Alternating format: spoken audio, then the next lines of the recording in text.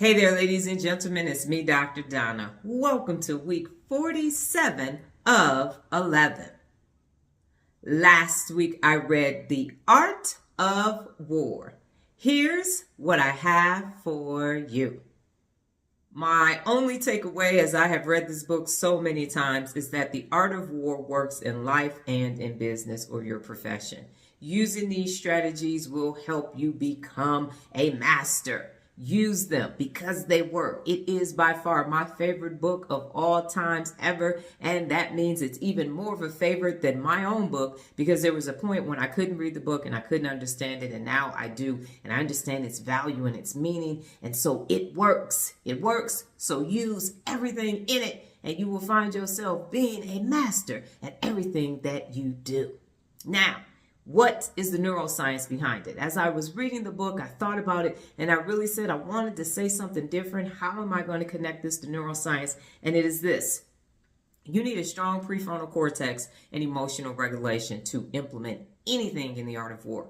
If you have emotional dysregulation, if you have hijacked amygdalas and you are stuck in a comfort zone, you can't do anything in the art of war. So you need a very strong prefrontal cortex, and you have to have that emotional regulation where the amygdala is not running the brain, but the prefrontal cortex is, the executive function is, and then everything neurologically functions properly. So every strategy that you do will function properly too.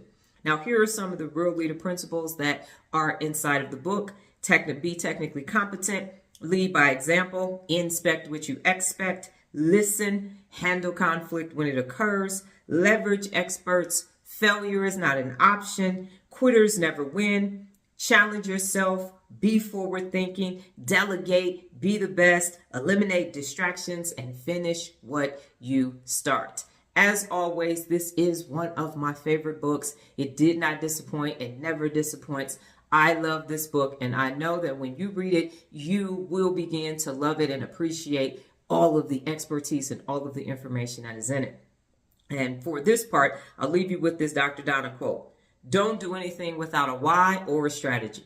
Don't do anything without a why or a strategy, because when you do everything with a why and a strategy, you are going to ensure that you are using your prefrontal cortex and you have emotional regulation. So yes, the art of war, as always, 2 thumbs up.